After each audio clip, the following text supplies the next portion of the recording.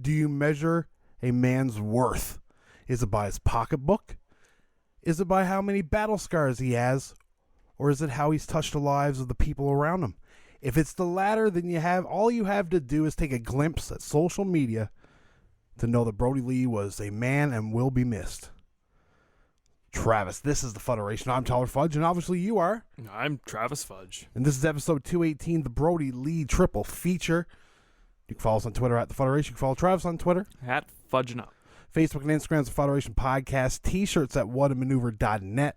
Patreon, obviously it's the Fuderation Podcast, just like these bad motherfuckers. From the musically inclined side of the family, Wooly Fudge.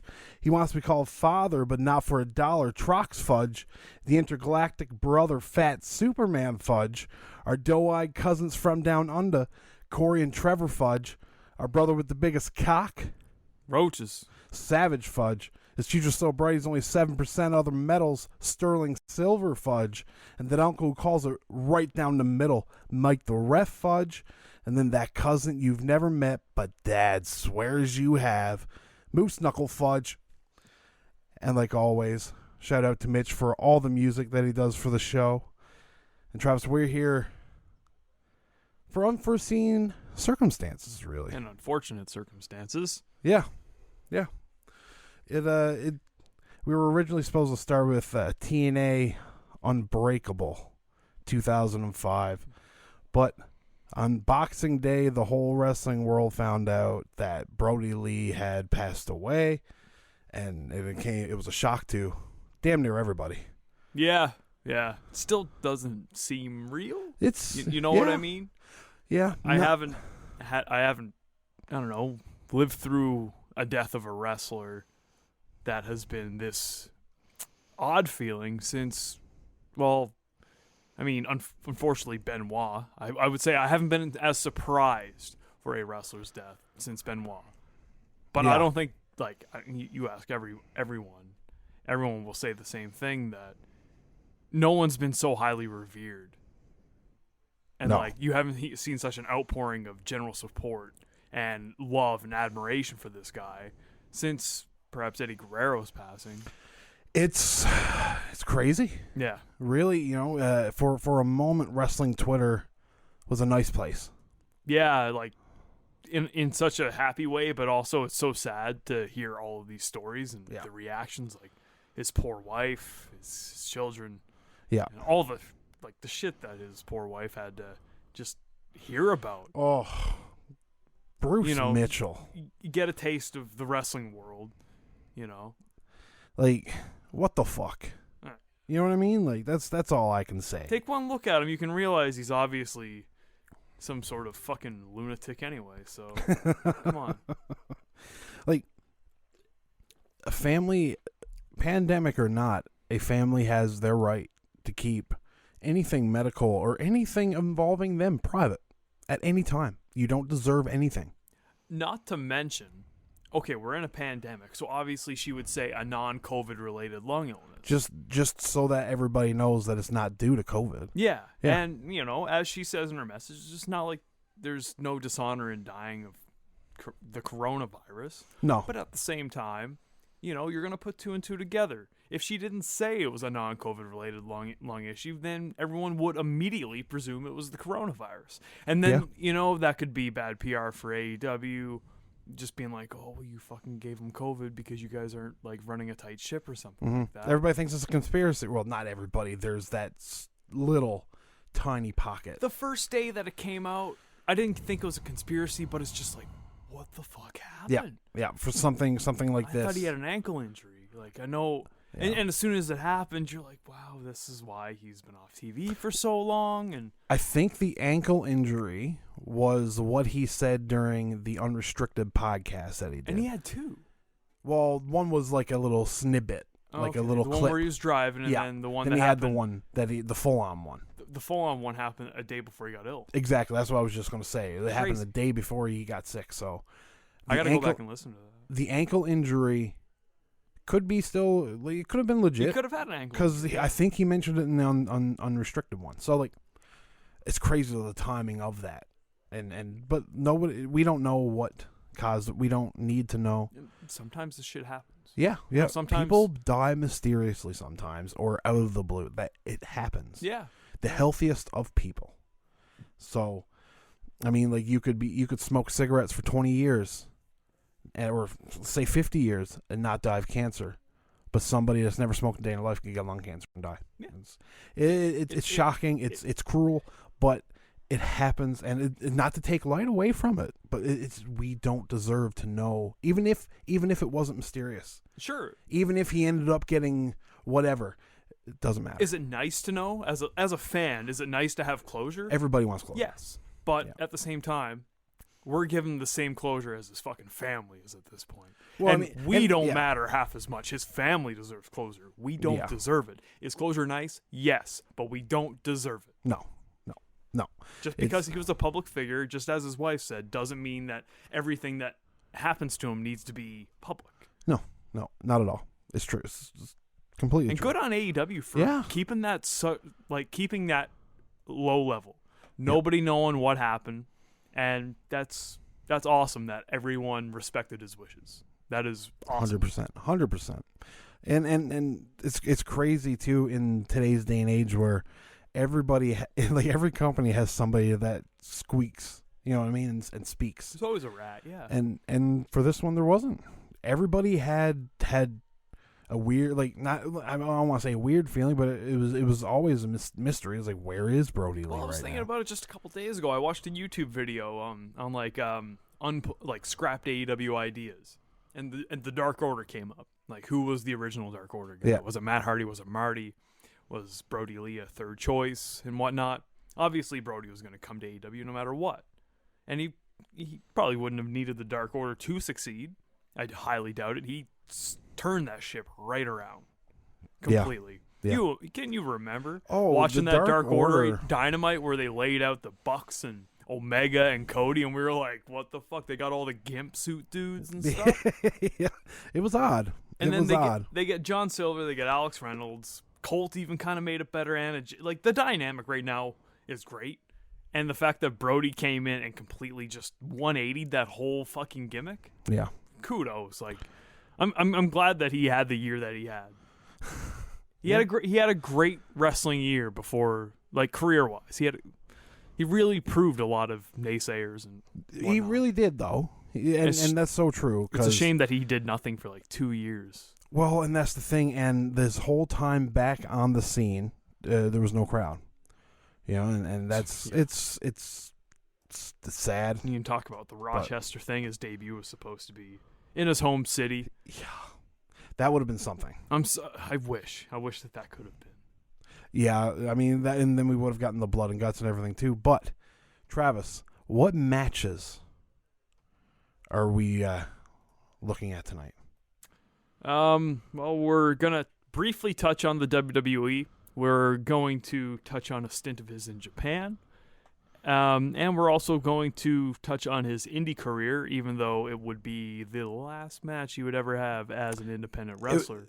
Or last Chikara match that he would ever have. It would be on his farewell tour. You would have 2 matches on 2 CW a month later. So you can call it his farewell tour. Yeah, pretty much. You can you definitely call it a farewell tour. It was treated as such on the show, the Chikara match against Eddie Kingston. And there's also a Dragon Gate match with Shingo Takagi. Yes. A man that is still highly relevant and revered, Shingo. Yeah. Completely different wrestler, I would say, nowadays. Yeah. Different look, I'll tell you that. He still looks the same, but good Lord, is he more stout and older looking, but still a really cool dynamic, thinking how great Shingo Takagi is nowadays and how great of a year that Brodie had. Yeah. It's just a very interesting match, and same thing with Kingston and Brodie, just a very interesting dynamic. And also the WWE match that we'll be looking at is from TLC 2014, a ladder match between Dolph Ziggler and Brodie Luke Harper Lee. Yes. So it's going to be a fun ride. Hopefully you have fun, and we all just fawn over the life of Brodie Lee while talking about these 3 matches. Apologies if the stream is shitting the bed. No one's watching, Tyler. Dynamite's on. No one's It's watching, true. dude. But the stream is absolutely dreadful, and I apologize for that. But yeah. What match do you want to start with? We never went over. This was so ham-fisted together. Yeah. You know, I had a hard time deciding which match I wanted to suggest for you for his WWE stint. this was a perfect match. This for was it, a though. perfect one. I wanted to do this one or the Dijak match from when Worlds Oh Collide last yeah, year. yeah. The one where Brodie pretty much put it all out on the line. He's like, "This is my last chance to really do anything here. I'm gonna make a mark." And you remember the tweet that he put out? No. The Florida, not the Florida Mania, the one where Becky won the title. That's when they did the When Worlds Collide bit. It was 2019 anyway. But Brodie put out a huge fucking noted tweet where it was just this notepad thing. And it was just pretty much talking about how, like, I'm 40 years old and I have so much more that I want to prove. And he's talking about that Dijak match that he's going to pretty much put it all out there in the ring and all that. And I heard so much good things about that match, but I never watched it. So I was thinking about that one, but this match, good Lord. What a stiff banger. ladder match. What a banger. And while I was watching it, what I thought about was this was around the time we started the show. This is around the time we started the show. This is literally the month 2 the show. months. No, this was December. Oh, I thought it was October it started. No, well, The show. maybe it was I thought it was October. October. Maybe it was October of 2014. But yeah, that started in December. The TLC was so, and that's post Wyatt family, I believe. Oh yeah, he's got a Yeah. singles run going. Yeah. So Bray was single when we watched the Mania when he took on Taker. Oh, was he? Yeah. Yeah. Because that was 2015. And I mean, right now apparently Harper is with the Authority. I can't remember that bit. No, I don't either. Now, mind you, I was not watching WWE with intent eyes. You weren't either. watching WWE intently during the period of time where you were going to go see them for Mania? I don't think so. No. I feel Maybe like you... leading up to it, like I did, but I don't remember seeing this match. No? No, I really don't. I don't remember seeing this match at all. But No, why would you, Tyler? Do you remember any match that happened in WWE that was in 2014 besides for Bryan's world title win? Oh, I was watching it a lot, though. I was. Yeah, because of that. Yeah, And I did watch Punk was still there. We went and saw Raw the month before, or the year before. Yeah, no, I was. Yeah, no, I was. I feel like you were... I was watching him better than I thought I was. Definitely more than I was now. This was after you got back into it. Yeah, oh 'Cause, yeah. You got back into it in, 2011? Yeah, when Punk cut the pipe. I'm sure it wasn't on the levels of 2011, 2012, but... Probably not, no. But still, yeah. I do remember the time period. I was definitely watching because Sting debuted a month before. So I obviously remember watching that. Yeah, I remember being a big fan of Luke Harper, especially after he left the Wyatt family. I was never big on Bray. Never really dug him at all. Neither did I dig Rowan very much, but I do remember Luke Harper during this period of time. I fucking loved that theme music, his video. Oh, dude, his WWE music is great. That sliding guitar. Oh, my Yeah. God. It's great. Yeah. And just the aura that he was presented with was so different, and he just seemed like an everyman, Like, he just seemed like a dude off the street that was going to kick someone's ass. Yeah, no, it's true. And those crazy fucking eyes and shit, man. Yeah, it's cool to actually review a match of his from perhaps his only singles push in the WWE.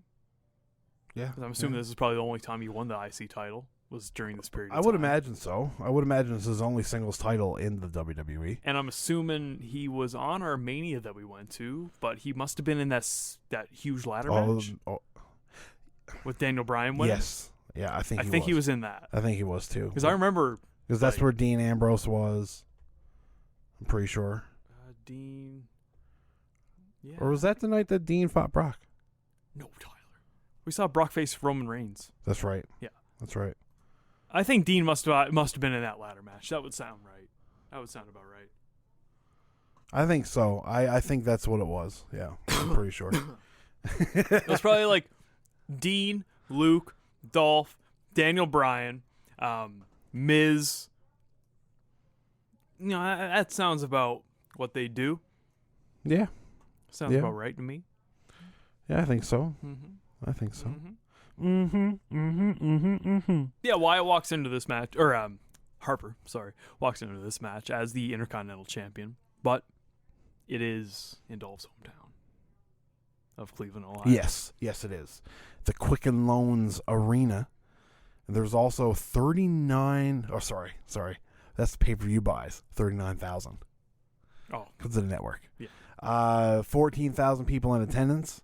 And this is TLC tables, ladders, chairs, and stairs. 2014. Yes, they would do the gimmick with the Vintner and Big Show facing off in a stairs match later on in this night, because this is the opener. Yeah. And could they have chosen a better match to open it with? No. Could they have put this in the main event instead of whatever the fuck they put it in? Yeah. I mean, Seth Rollins and John Cena was midway through the show. And that's probably the most high caliber match that they had on there. Yeah. You're not fucking around. That's true. That is true. This match also got 3 3/4 stars as a rating. Yeah, not surprised. Not surprised at all. There's also Rusev taking on Jack Swagger. The main event is Bray Wyatt taking on Dean Ambrose. Okay. And the Usos taking on Damien Mizdow and The Miz. This is while Mizdow is doing the stunt double gimmick. And AJ Lee is on this show against Nikki Bella. Yeah. Oh man. So yeah, Good I mean, Lord. it's crazy to look at the numbers and who's not in the WWE anymore. Like you take it, Ambrose, AEW, Rusev, AEW, Jack Swagger, AEW, AJ Lee retired. Nikki Bella retired. Eric Rowan released. The Usos in the Drunk Tank. Mizdow, NWA. Well, I mean, one of them got a main event shot. And he's doing pretty good with it. He's doing pretty good for himself. John Cena, you could debate, is he ever going to wrestle again? Probably not. I don't fucking know. Probably not. But yeah, no, it's this though. As soon as it came on, I was like, oh, he's got eyes. Luke Harper has eyes. I love the eyes. The eyes everywhere. Holy fuck. And you know what? Looking back on it, did we always crack jokes about Luke has eyes? Yes. Because, I mean, who gives a guy a gimmick? And, like, the big thing is, like, his eyes, right? But you look at him playing this character, and his eyes really do show that he is unchained. When he does a pin and he looks into the hard camera, just knowing where exactly he's at, and then using those like menacing eyes. Yeah, it's perfect. Yeah, and I'm glad that they didn't like rely on that in AEW. But at the same time, I could have dug some more like crazy guy Brodie Lee. I mean, and you look at Luke Harper in the WWE. At least he was able to be his character. They never treated him like a joke. They didn't treat him like a joke. Not here. Like the Bludgeon Brothers, maybe a little bit, but they did push the Bludgeon Brothers hard at the beginning. I would never say that they treated the Bludgeon Brothers like a joke. The Hammers, sure. Yeah, but I think it's all the Hammers for me, too. They thought that was cool. Yeah. Like, I mean, everyone says they were supposed to get a Road Warrior push. Yeah. And I remember them being really dominant. At that point, I just kind of had no hope for anything at that point. Well, I mean, yeah. Like Harper trimmed right down for that shit too. It was around the end where I stopped watching too. 2018 is when I stopped. October 2018 for me. Yeah. I know the episode of Raw. Yeah. It was the episode where they started doing the piss jokes. The piss jokes? Yeah, when Revival pissed her pants. Oh. That was when I was like, I'm done with this. Can't be bothered. I was done watching it before they did the whole thing where we're going to give you what you want, you're the authority type deal. Oh, yeah.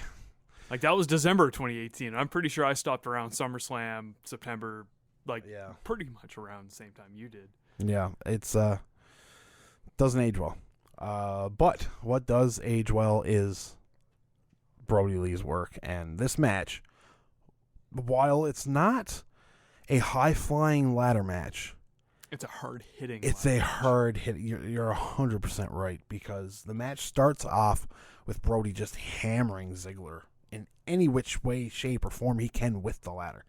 There's so many different ways. He's throwing it at him. He's smacking him with it. He's driving him into it. It's all ladder work. And yeah, it is great stuff. Great stuff. He hits a suicide dive, which we'll see in another match later on. We see it in 3 of his matches. Yeah.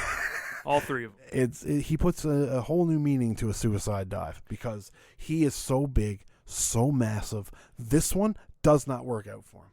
No. Because is this the one where he would hit the ladder? Yes. He would have a ladder thrown at him, and then he would land on the same ladder that was thrown at him, arm first, and he gets up. You can see about like 5 or 6 marks Scrapes from the ladder, and he is when they show the replay, they focus on him as he falls, and he literally has a O face on him. He's like, oh. Yeah. You'll see him later on in the match moving his fingers, just being like, okay. Like, at least I got life in my fingers. But as the match went on, you almost like you could see a slight bruise form. It was like it was getting a little discolored.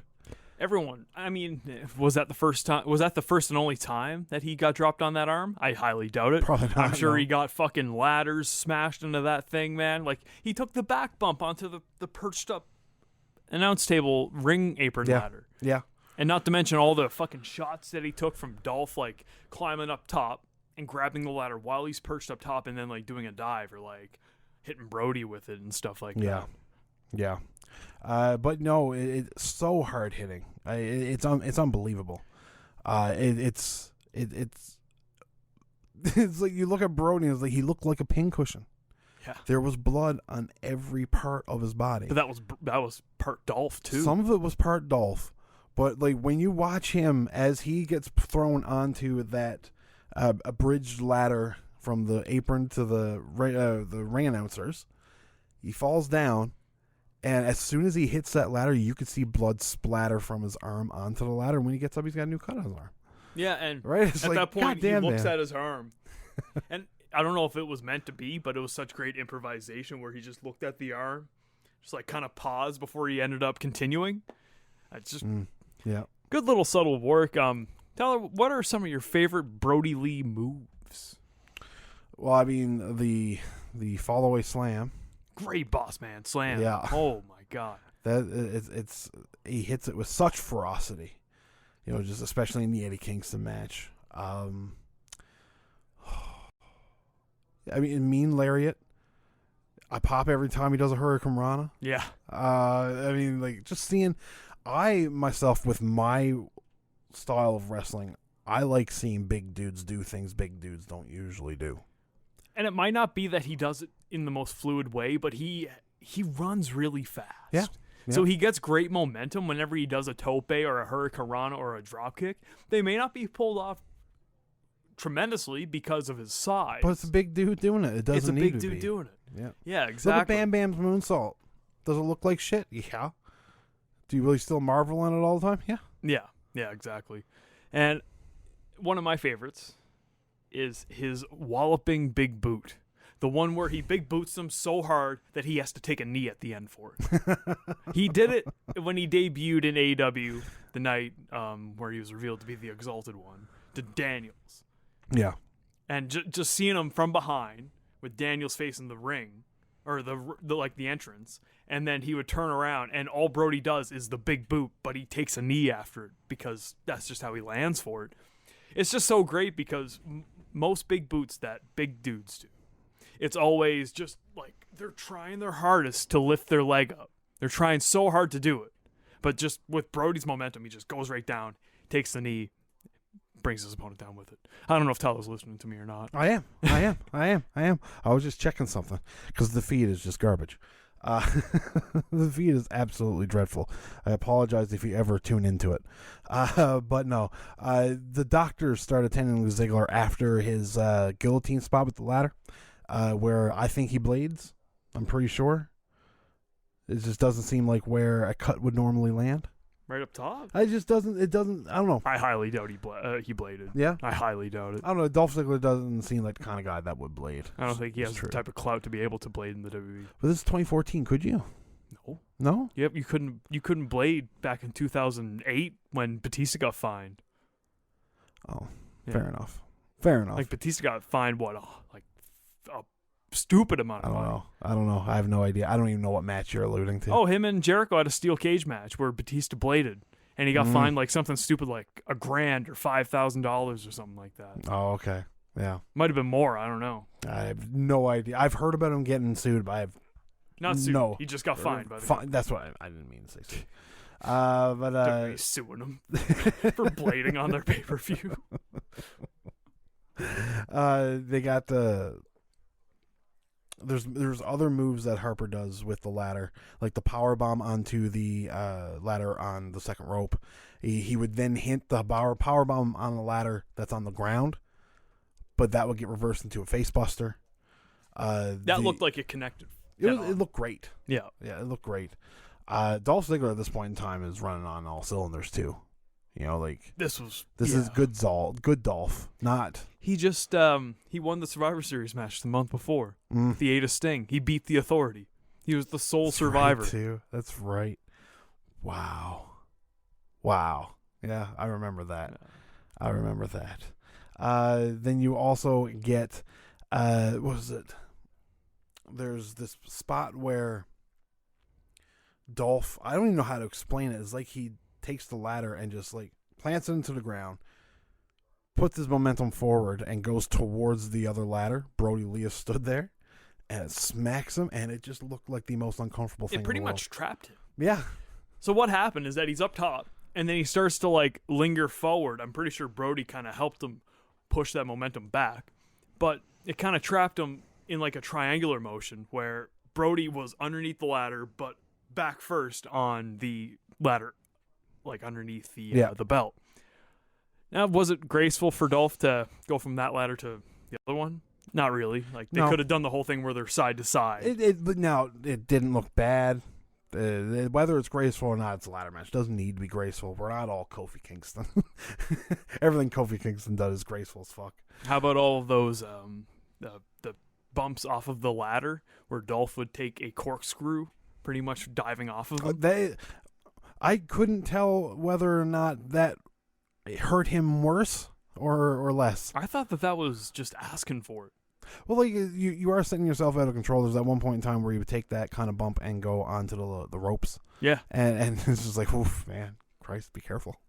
But no, he would end up doing it. But Ziggler would almost have the title after doing this little seesaw spot. Harper comes up, he gets halfway up the ladder, he gets super kicked by Ziggler. He falls down. Ziggler grabs the IC championship and wins the match. Yeah, babyface gets over in the hometown. Unusual. Especially for the WWE. Good match.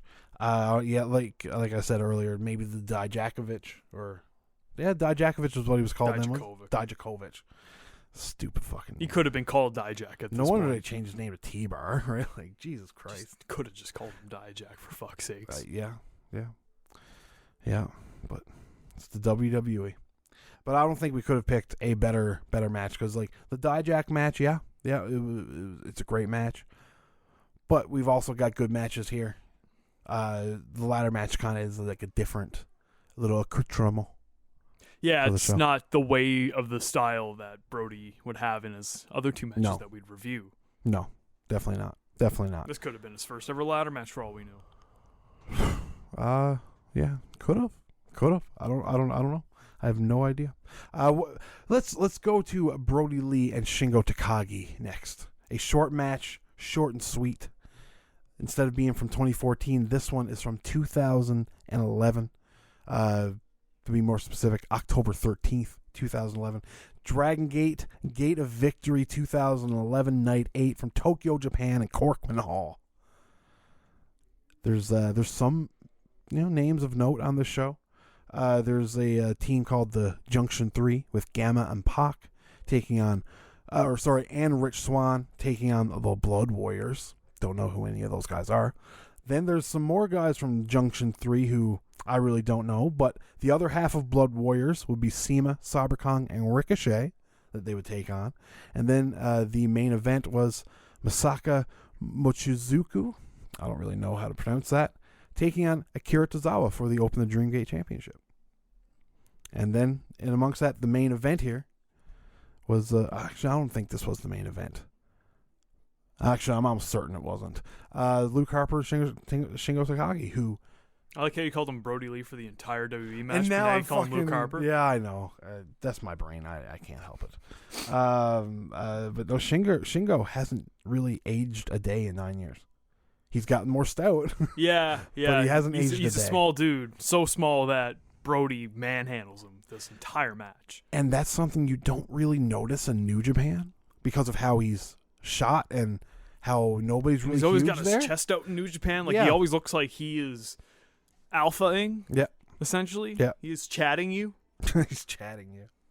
It's fantastic though to see Shingo here and Brody. This is the oldest Brody match we have on here. Is from 2011. But he's over in Japan. Obviously, he's a giant in Japan because he's a giant of a man to these people. And then taking the Brody name too, and the Brody name being so synonymous in Japan. And then he comes over, he looks like Bruiser Brody, like whatever, right? It works for them. And I'm sure they just ate it up. I don't know much about his dealings in Japan, but man, oh man, I can't see a Japanese person seeing him being like, I don't want to watch that. Well, he's got that menacing style where he's throwing the chairs and kind of psyching out the young boys and everything like that as well. Yeah. So it's very Brody-esque from the clips that I've seen of Bruiser Brody. Yeah. And he, speaking of chairs, he would take Shingo and just toss him into the chairs. Yeah. Just, you live here now, I'm going to suicide dive you to hell. And then he'd go into the ring, hit a suicide dive onto the chairs and Shingo. And it is fucking lovely. Absolutely lovely. You would get Japanese tables that won't break. Oh, fuck. So the first time he does it, it's in the corner. And, Shingo just kind of like bonks his head on it. Yeah. And then when he sets up for the power bomb, he threw him down so fucking hard. I was like, he's going to break the table. Nope. Those frames, man. You know what broke on that table? The legs. The legs came out from actually, one of the legs was already broke. Pierced the table a little bit. One of the legs was already broke. He goes to set it up, and Brodie Lee has to bend the leg back to work. It was like, huh. At least he had the wherewithal to know that the leg was broken. Mm-hmm. So, mm-hmm. But the whole story of this match is Shingo trying to get Brody off of his feet because Shingo's a small guy in this match. Shingo might wrestle like a big guy everywhere else, but he's a small guy in this match. Yeah. And it's fantastic. This is where I was like, oh, Brodie Lee is doing small man moves and Shingo's doing big man moves. Because really, Shingo never really wrestled like a junior. He was always a Japanese style heavyweight wrestler. And then to see, of all combinations, Brodie Lee doing the Hurricane Rana on Shingo is like, pfft. Well, not only is it just the Hurricane Rana, he's got the Hurricane Rana, he's got the running drop kick that he does, and then of course the tope. Like, he does more high flying maneuvers in this match than Shingo does at all. Yeah. Shingo's most high flying maneuvers that he initiates in this match are the two he does off the top rope with Brody on his fucking shoulders. Yeah, one being it was a Death Valley Driver. Yeah. Yeah, it's a great match. I had a blast watching it. You got Brody hitting some big boots. He would go and he would hit a big boot on Shingo in the corner, but Shingo ducks. Brody finds himself on Shingo's shoulders, and that's when he gets him up on the second rope to do the Death Valley Driver. And it's great transition to it. And then Shingo follows up with a lariat of his own and hits a massively impressive Last of the Dragon for the win. That's what it's called? Okay.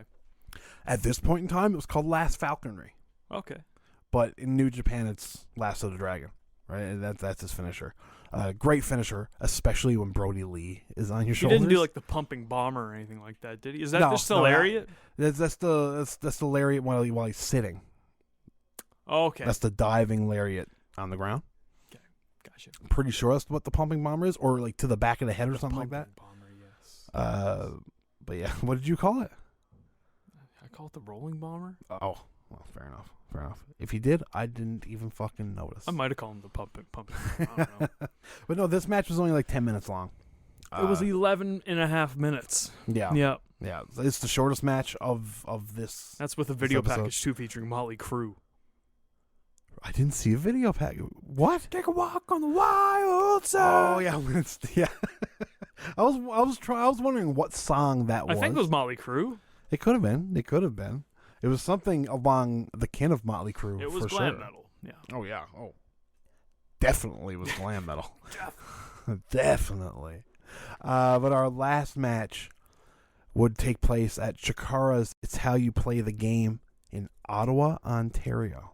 At the Knights of Columbus Hall, there's 150 people in attendance.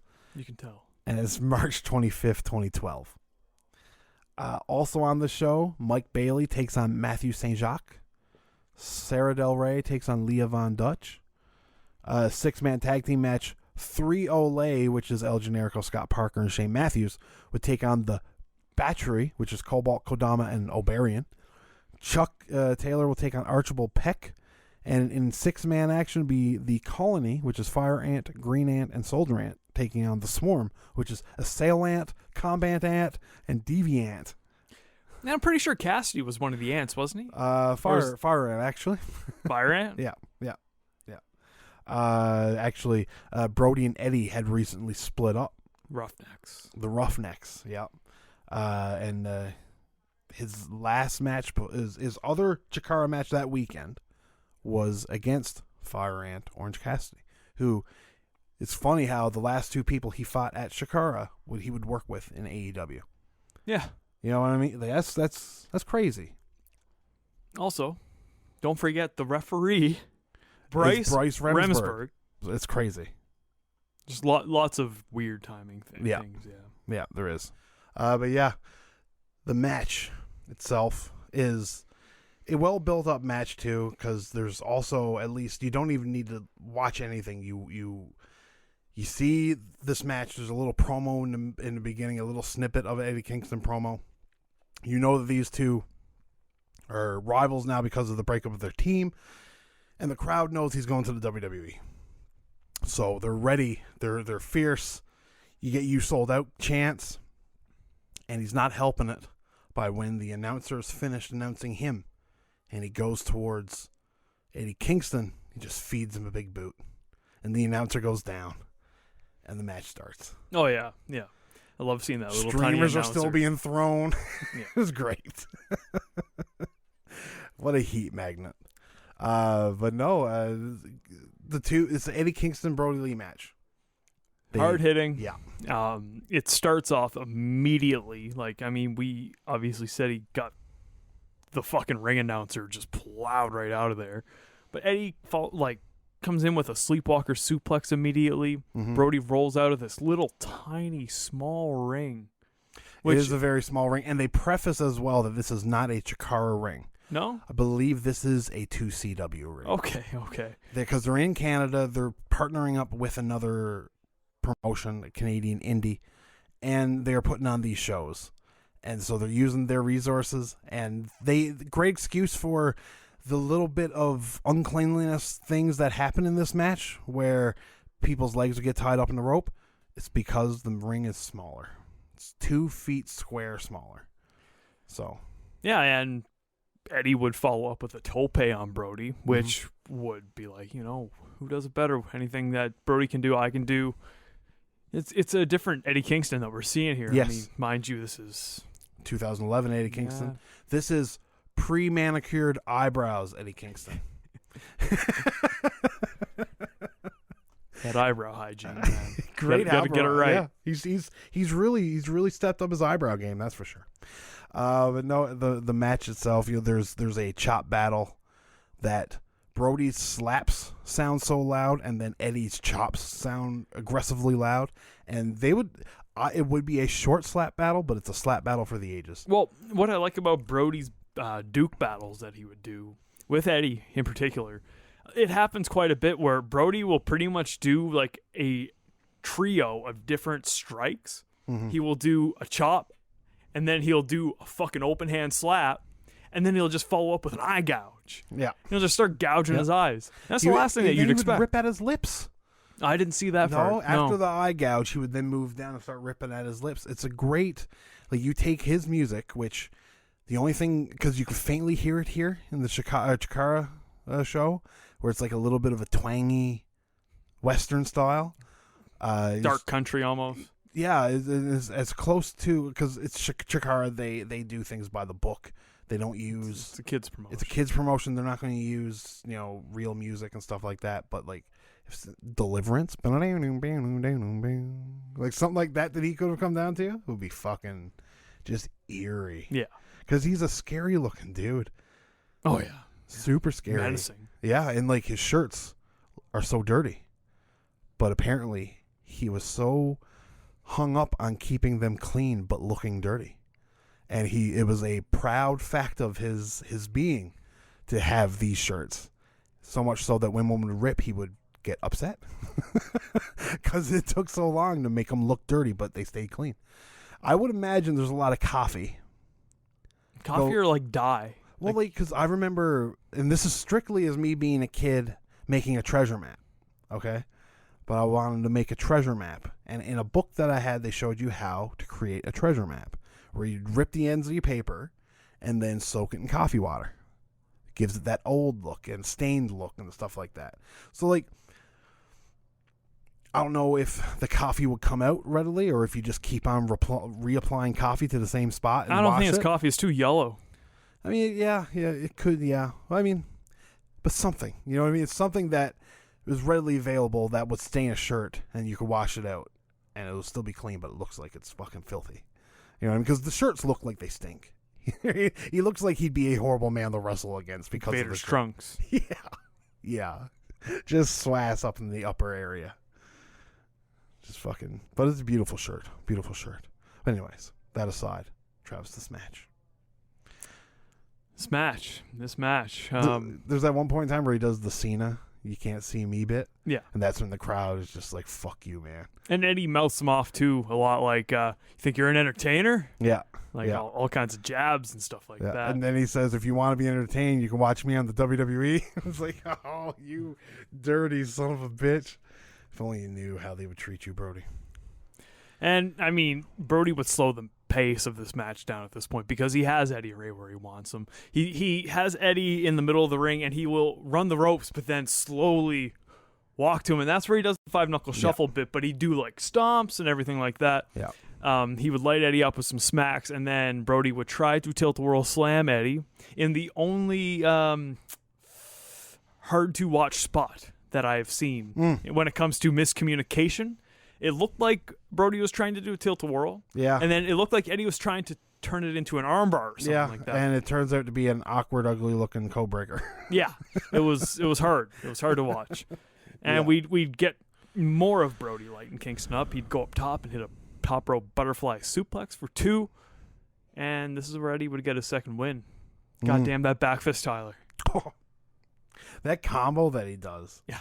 You know what I mean? Like, Brodie sends Eddie into the ref. He then kicks him in the nuts, hits a power bomb, goes for a second power bomb like he's done in every other match that we've had here tonight.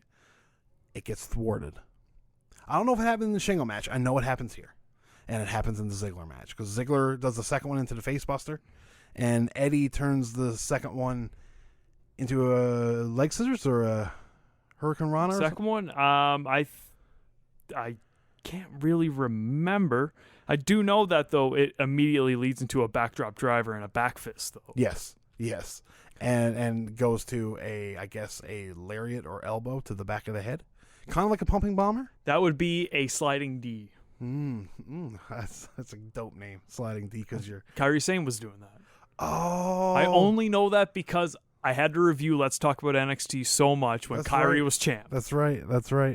Yeah, well, and your arm is the size, like the shape of a D when you go to do it. Yeah, sliding D. That's makes me think of the Mighty Ducks a little bit too. I'm not gonna lie, because it's the flying V. Oh yeah. And then D for Ducks, and you know it's fitting that we talk about hockey because Brodie Lee being Huge a uber Toronto Maple Leafs fan, I as well am a uber Toronto Maple Leafs fan. Doug fucking Gilmour tweeted out about Brodie Lee, and so did the Toronto Maple Leafs. Yeah, the Maple Leafs official account even did it. So that itself, like, sure, we see wrestlers pass on all the time, but do we see this? No. And with that too, Brodie Lee, Luke Harper, especially Luke Harper, wasn't a big deal in the WWE to the vast majority of fans. He was never given the chance to be a big deal. But the whole media world just picked up on it. It was everywhere. Every news site that you could see had a story of. It might have said former WWE star, but it's still a thing because it was a shocking. He spent almost more of his career in the WWE than he did anywhere else outside. Yeah, he's more synonymous to WWE than. Where are we talking? 2012 to 2020? 2013 to. Was it 2013? Yeah, 2013 to 2019. I think he was like December or January maybe. Yeah, because he showed up. He was going to show up in March. He showed up in March. So it was 90 days. Yeah, would have been. It would have been November or December. He got let go the same day as the Revival. Oh, was it really? Well, they all asked, and I'm pretty sure it might not have been the same day, but it was very close to each other that they both got released. Yeah, I think it was a lapse time, like maybe a week between the two. But I think I remember the Revival asking for their release. They get it. And then all of a sudden, Luke Harper's been asked for his release for years, and they finally give it to him. Like he asked for it after Sean Spears publicly asked for it.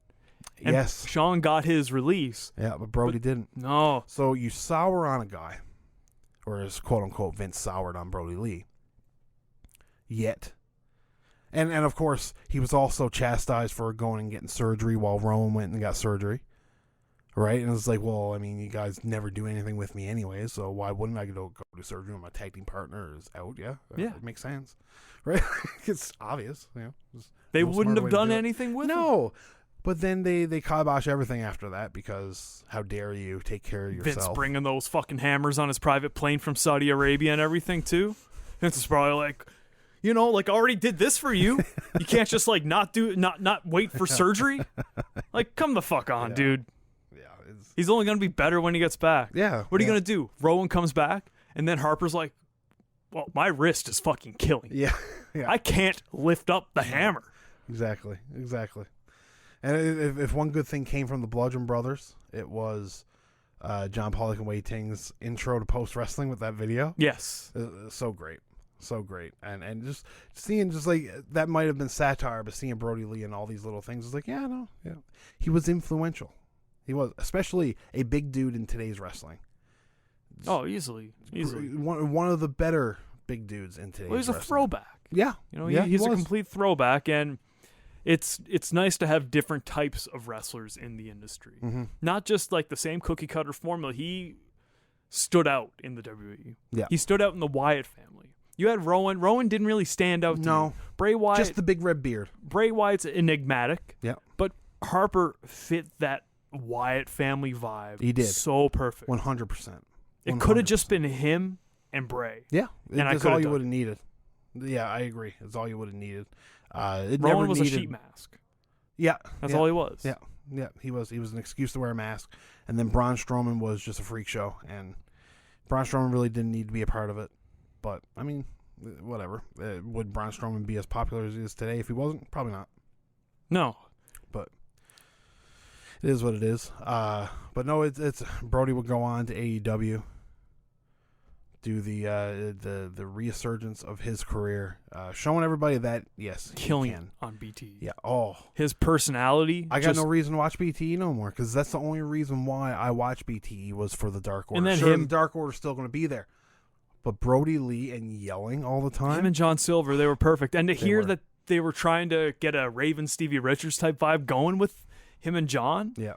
It makes me wish what could have been, right? Yeah. No, it's true. It's true, and it's I don't know what to say. You know what I mean when it comes to Brodie Lee, just because like this, I haven't since we've done the podcast. I don't think there's been a death. Like even with FCL, I don't think there's been a death where it was just like oh, fuck. You know what I mean? Like didn't expect this at all. You know what I mean? And I don't think there has been. I'm not a journalist right? I may have written a couple articles for wrestling magazines in the past, but I'm no journalist. But to think this has been a death-heavy month for wrestling with Pat Patterson, Danny Hodge, and Brodie Lee. Yep. And to think Danny Hodge, absolute legend, Yep. way before our time. Yeah. Same thing with Pat, but we grew up watching Pat. Yeah. You know, his As a personality. stooge. Yeah. So that one was like, oh, fuck, Pat Patterson's dead. Like, you know how influential he was on the business. Yes. You know, like, the Royal Rumble was his creation. Yeah. It's fucking nuts. Yeah. But when Brodie died, like, I just remember Danny dying, and I was like, shit, I remember hearing a lot of stories about him. Like the Texted Apple. Jim. Yeah, I texted Jim because it was an hour. It was an hour into recording the SCL when Danny Hodge's announcement that he would passed on happened. Yeah. I just texted Jim. I was like, fucking Danny Hodge passed away. Really, like, too bad we never got a chance to talk about that. And it's like 2 hours later, it was like, Jim, Brodie Lee? Well, didn't it get announced that Danny died, like, Christmas Day? Or was it early morning? I think it was early morning Boxing Day. Okay, and then I remember because it wasn't on the news. Because I checked all the news sites before we started recording, and it wasn't there. Because I only heard about Brodie probably like 4 o'clock, 5 o'clock in the evening on Boxing Day. I was just on the couch, just surfing Twitter, and I saw that white photo from AW, and not processing it. I thought it was like. I didn't think it was a joke, but I was like, are they doing like some? Pardon me. Are they doing some sort of stupid angle where like Brodie's like he's missing? Are they going to do like some mythic thing or something like that? Because he's the exalted one, and Dark Order's a little occultish. What if? That's why Brodie's been off TV. They've been trying to figure out something. Yeah.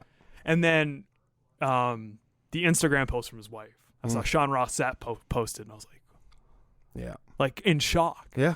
Jaw drop. Didn't even know what to say. I think the first thing I did was go up and tell you. Yeah. So I was like fucking in shock. Yeah. And then just being barraged with all the positive feedback. It was enlightening, but just so sad. Oh,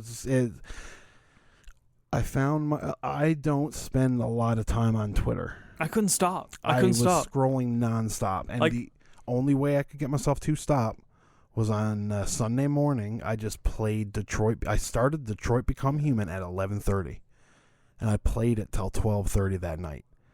And I stopped because I was like, I gotta go to sleep. I gotta work in the morning. And then when I came home the next day, I turned it on, and I had 5 minutes left. I literally had a cutscene to watch how it all ends, and it was over. So I literally beat Detroit Become Human because that's all I was thinking about that day. It's weird to think of. You know what I mean? It's just like somebody that you don't know can pass away, and it affects you. You know what I mean? I thought about the same thing. It's like, it's weird how, like,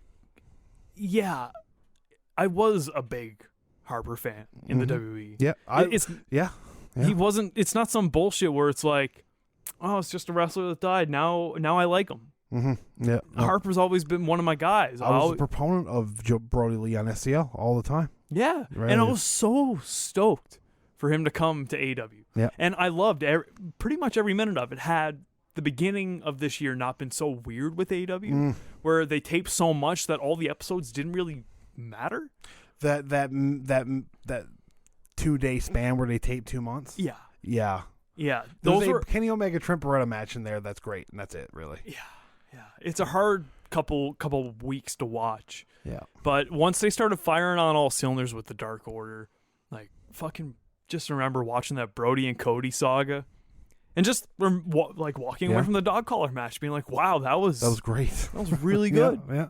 The match against Orange Cassidy was very fun. Yes. Right. Yes. His match against Moxley. His Moxley match was fucking gangbusters. Yeah, he had a bunch of really good matches. I just remember when the Moxley match happened, it was like, this is it. Mm-hmm. This is his main event title match. We're gonna see if he can deliver. He's got it. Yeah. Like, can he do main event style? And he had a fucking good match with Mox. Oh yeah.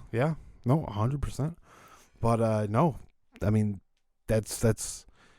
I think as good as a tribute to Brodie Lee as we can do. And if you want to get any more out of it, then read the testimonials from everyone else. Yeah, go on Twitter and just type in the hashtag rest in peace Brodie Lee. Orton's is something else. Bray's is pretty sad. Yeah. Bray's is really sad because, I mean, they were supposed to grow old together and fucking be on the indies where nobody else. Like Bray talking about, when I'm riding high and you always gave me those those remarks and everything like that. Like I'm sure Brodie was like, "Fucking kid, you don't know anything about the business, and you're already fucking champ." Like that kind of bullshit, Your right? father's just IRS. Shut the fuck up. Yeah, you know. Yeah, fuck, man. I'm just gonna. I don't have anything else to say other than I was excited to see what Brodie had for the next couple of years. Me too. I think he could have contributed a lot to AEW, and I'm really sad for the Dark Order guys because it's gonna be hard for them, especially with Brodie was a leader, you know. Yeah, and he probably would have taught all of them a lot with all of his knowledge. He probably would have taught Preston Vance how to be a true big man and all kinds of shit like that. Yeah. And he was just the stories of him giving John Silver his jacket. Yeah. Right? Giving Preston Vance his jacket because he liked his white pants, and how the jacket made John Silver look like a star. Those little things, how he helped all those guys along the way. Like, and Silver ended up getting Brodie's ring attire for himself. That they were going to do a bit, and they never got a chance to do it. Silver's going to wear it tonight, eh? Is he? That's what he said, yeah. Oh. It's going to be a hard episode to get through, but it's going to be a good one. Like, if you're watching this in like future tense, we're watching this before the Dynamite. Well, Dynamite is 44 minutes or 2 hours in. It's almost done. Yeah, so this is going to be I think it's going to be a difficult watch. Tribute shows are always hard to watch. Yeah, the Owen. I always go back to Jeff Jarrett and Owen's tribute show. Oh. That's the hardest thing I've ever watched. When he breaks down. Oh, goddamn. Yeah. God damn. Well, him and Deborah break down. Yeah. Because Deborah starts crying, and Mm-hmm. Mark Henry recites a poem, and like, man, fuck. Tribute shows are hard. They are. The easiest one to watch was the Benoit one because everything broke halfway through. But good lord, was that Eddie Guerrero one sad? Oh, motherfucker, was it ever special? And Eddie Guerrero's was sad because you watched Chris Benoit break down. You pause that, and that is where he lost his mind. That's the moment. That's when everything broke for Chris Benoit. But to lighten it up, let's hope that no one has that same thing happen tonight on AEW. Jesus Christ. But with all due respect, if anybody's going to go on a rampage, it's going to be Bruce Mitchell because he's been fucking fired. He's had deleted his Twitter due to fucking people harassing him, and the guy can't spell. I'm not a journalist, so I can say I make spelling mistakes too, but I'm not a journalist, so it doesn't matter.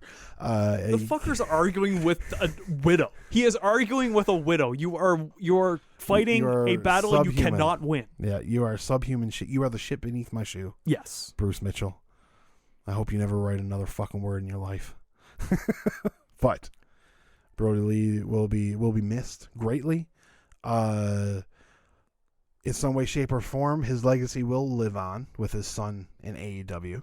Whether he's a wrestler or whether he signed a contract. Signed a contract with a.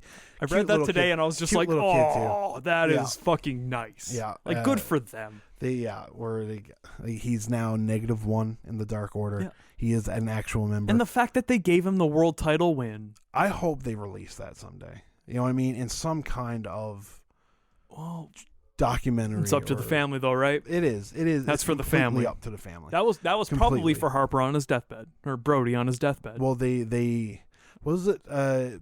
Tony Schiavone had mentioned how they filmed it when it seemed like it would be unlikely that he would kick out. Yeah, and it's, you know, just a thing to do for a guy that works for your company and for his family to make this trying time a little bit easier. And yeah, they kudos on AEW taking Brodie out. I mean, and by Brodie I mean his kid out to the Jaguars game this weekend, and JR spending time.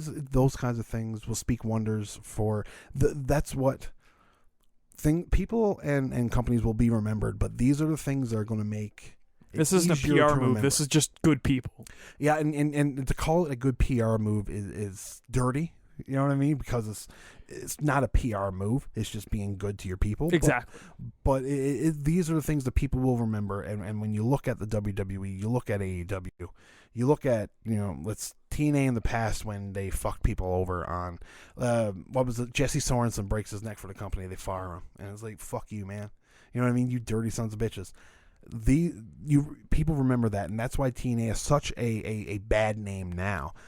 this will cement that AEW, people are going to remember this. And they're probably going to set his wife up for life. Constantly probably give her the contract might just be a payroll opportunity to just help out the family for the rest of the fucking company's existence. Yeah, and we're talking about the company helping Brodie Lee and his family when Brodie Lee and his family helped everybody else out too. Mitch just said it in the chat where they gave equipment to Talking Shop, right, the podcast, and they helped a lot of people start their podcasts because it was something they were passionate about. I didn't know about that. That's Brodie crazy. Lee was willing to give people if they were passionate about it. You know what I mean? That's why John Silver has one of his jackets. That's why 10 has one of his jackets. He sees their passion and he gives it to them. And it's a big giant man, but heart of gold. Heart of gold. Yeah. So it's a shame that he couldn't have heard all of this praise before he passed on. Yeah. I'm sure that would have been so heartwarming, but that is the only thing that I can, and I can't even say argue against not letting anybody know that he was sick. It's a shame that he never got to experience the outwarming pour of support that went towards his life.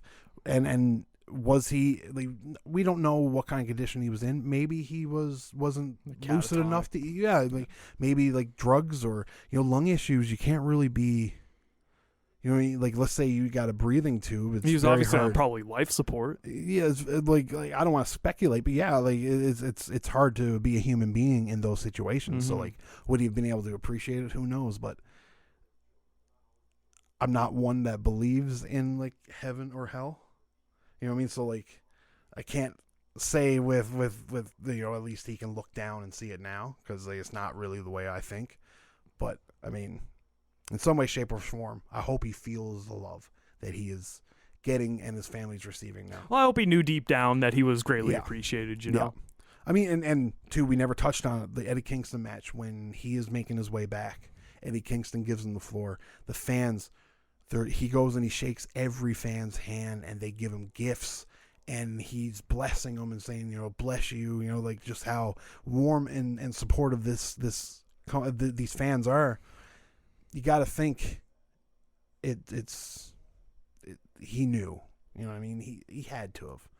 He's going to go down as one of the most underrated wrestlers of the past decade. Yeah, especially big men. Yeah. Especially 100%. big men. But yeah, with that being said, there's not much else to say here. It's Wednesday. You know what that means. Exactly. It's Wednesday. You know what that means. So we'll be hitting the trail here. You can follow us on Twitter at The Fuderation. You can follow Travis on Twitter. At Fudging Up. Facebook and Instagram, The Fuderation Podcast. You can become a member of the Patreon Fudge family by joining our Patreon. $1 and up. There's I think $1, $5, and $10, and maybe a $15 tier. I can't remember. But go sign up. If you like this is the feed was a little shit. It seems to have leveled out now. I don't know what the internet was doing at that point in time. But happy hour. Yeah, it actually is probably what it is, But yeah, it's the time that we're doing it. It's probably actually the same time we always do it, really. But either way, thank you for joining us on YouTube. If you liked what you've seen, we do this every week on our Patreon for the live feed where we interact with the chat. And it's only fitting that our friend Mitch, who does all the fantastic music for the Fuderation, made a special cover of My Sacrifice by Creed to end this show. And every kid that grew up watching wrestling in the 2000s, My Sacrifice, that was the song. That was the heartfelt song for wrestling. And it only fits to play it here. Keep on rocking in the free world and... Doot doot doot doot. Doot doot.